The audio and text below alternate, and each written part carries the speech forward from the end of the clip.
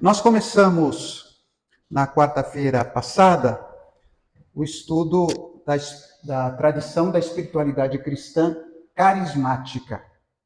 E a gente sempre corre o risco de confundir o movimento carismático, a tradição carismática, com este pentecostalismo com quem a gente convive aqui no Brasil, etc. E a gente tem um pouco medo por causa dos exageros, dos equívocos que há. Mas a tradição carismática é uma tradição cristã, e nós vamos ver hoje que Cristo foi um carismático também. Jesus conseguiu encarnar todas as tradições de espiritualidade. Nós já estudamos duas, e ao todo nós vamos estudar 6 tradições da espiritualidade cristã. Tá? A Bíblia diz lá que em Efésios 5:18, sejam cheios do Espírito. Está falando aqui do Espírito Santo. Nós devemos ser cheios do Espírito Santo. O que você entende por ser cheio do Espírito Santo? O Espírito Santo é líquido? É um gás que vai entrando? Sabe que o Espírito Santo está onde? Está no meu rim? Está no... O que é ser cheio do Espírito Santo? Ser cheio do Espírito Santo é você criar condições para que o Espírito Santo atue na nossa vida. A Bíblia fala que nós não podemos apagar o Espírito, né? A gente pode entristecer o Espírito Santo com as nossas atitudes, com os nossos desejos, com as nossas palavras.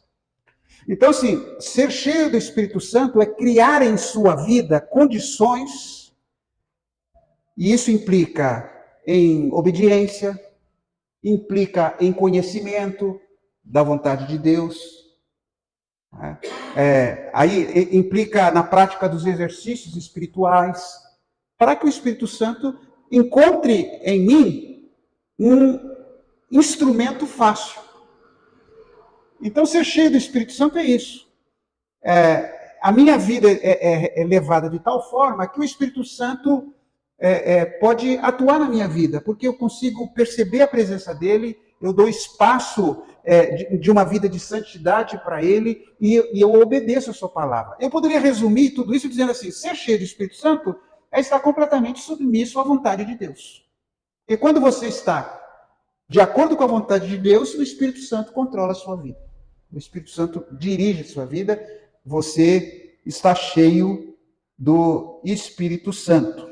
Enquanto a tradição de santidade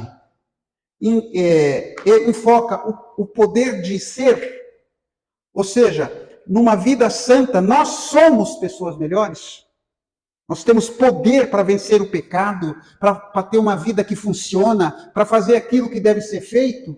Isso é a tradição de santidade. Já a tradição carismática enfoca o poder de fazer. Deus nos capacita de tal forma que nós podemos fazer coisas. Há alguém que disse, olha, espere grandes coisas de Deus. Espere grandes coisas de Deus. Eu acho interessante que aquele grupinho pequeno de discípulos de Jesus, muitas vezes frágeis, temerosos, falhos, mas Jesus disse, olha, vão por todo o mundo e preguem o evangelho para toda criatura. Né? Quer dizer, olha só, aquele grupo... A tradição carismática enfatiza o poder de fazer. Nós podemos fazer grandes coisas para Deus, porque Deus nos capacita para isso. A tradição carismática concentra-se na capacitação dos dons do Espírito Santo e do fruto do Espírito Santo. Então, tendo o Espírito Santo, nós temos os seus dons e temos o fruto. O dom, todo crente tem. Tá? Pelo menos um. Tem gente que tem mais. Mas pelo menos um você tem.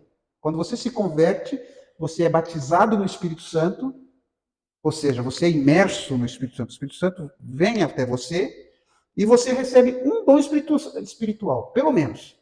O que é um dom espiritual? O dom espiritual é uma capacitação para realizarmos a obra de Deus aqui neste mundo. Sabe o que é um perigo? É a pessoa ter o dom e não ter o fruto. Que, por exemplo, se ela tem o dom do ensino, que foi falado aqui, mas sem o fruto do Espírito, ele pode se tornar uma pessoa arrogante, vaidosa, insensível. Assim, é um grande perigo você ter poder, mas não ter fruto. Eu gosto muito de uma historinha que o Chico Anísio contava. Ele dizia assim, quando era criança, eu ganhei uma arma de verdade do meu pai. Um revólver de verdade. Eu era o único menino da rua que tinha um revólver de verdade. Uma semana depois, eu era o único menino da rua. Então, qual que é o perigo de você ter poder e não ter o fruto? Então, as duas coisas estão muito ligadas. Muito ligadas. Grandes homens, grandes mulheres tinham, como todo crente, o dom, mas também tinham o fruto. Nós até falamos aqui que carismático vem de carisma. A palavra grega caris significa graça. Os dons são manifestações sobrenaturais concedidos pelo Espírito Santo para a edificação da igreja e é uma graça de Deus. É um presente de Deus. Porque, gente, sem a capacitação de Deus, nós seríamos apenas assim, um empreendimento. A igreja é um empreendimento humano. Né? Então a gente não poderia ter muita esperança, nós aqui, no BPC, nessa região tão, aqui onde nós estamos, tão carente. O que a gente pode fazer? Todos os grandes empreendimentos do reino de Deus, há muitos deles que foram feitos única e exclusivamente pela manifestação de graça de Deus. Onde os recursos aparecem, as coisas acontecem. Se só depender da gente aqui, nossas finanças, a nossa quantidade, a gente, não sei, fica difícil, mas a gente precisa confiar na capacitação de Deus. Jesus foi um homem carismático. Jesus tinha todos os dons, eu acredito. Olha só, o Espírito Santo desceu sobre ele em forma corpórea como uma pomba. Isso por ocasião do batismo dele. Olha, Jesus foi batizado no Espírito Santo. Jesus, diz Lucas 4:1, cheio do Espírito Santo, voltou do Jordão e foi levado pelo Espírito ao deserto. Interessante, cheio do Espírito Santo e conduzido pelo Espírito Santo. Jesus tinha o dom da sabedoria, por exemplo, foi um dom que não foi mencionado aqui. E todos se maravilhavam com o seu ensino, porque os ensinava como quem tem autoridade, e não como os escribas. Jesus tinha o dom do discernimento espiritual, foi falado lá pela Josi. Quando Jesus estava em Jerusalém, durante a festa da Páscoa, muitos creram nele porque viram os milagres que ele fazia. Mas Jesus não confiava neles, pois os conhecia muito bem. Entendeu? Jesus sabia, ele sabia em quem ele podia confiar, quem estava falando a verdade, ele sabia. Isso é o dom de discernimento. Sabe, isso é muito importante na vida da igreja. Porque a igreja é um lugar muito propício para as pessoas enganarem. As pessoas, falsidade, uma pessoa que tem o dom da sabedoria, o dom do discernimento, ela consegue determinar um ensino falso, mas isso aí não é de Deus, não. Jesus tinha isso. Olha só Marcos 2:8. Jesus percebeu logo em seu espírito que era isso que eles estavam pensando. Percebeu o que eles estavam pensando. Isso é discernimento de espírito. Jesus tinha, evidentemente, o dom da operação de sinais e maravilhas. A Bíblia revela esse dom de maravilhas, dom de operação de milagres. Pesca maravilhosa, multiplicação dos pães, ressurreição de Lázaro, cura do cego de nascença. Eu já disse aqui, eu assim, nunca presenciei nada que se pudesse dizer assim, isso é um milagre. Nunca fiz nenhum milagre na minha vida, né? Mas a Bíblia relata esse dom, e Jesus tinha. Outro dom da libertação espiritual ou exorcismo. Ao anoitecer foram trazidos a ele muitos endemoninhados, e ele expulsou os espíritos com uma palavra e curou todos os doentes. E a Bíblia diz, lá em 1 Coríntios 12, 11, porém, um só e o mesmo Espírito quem faz isso. Ele dá um dom diferente para cada pessoa, conforme ele quer. Isso é muito importante.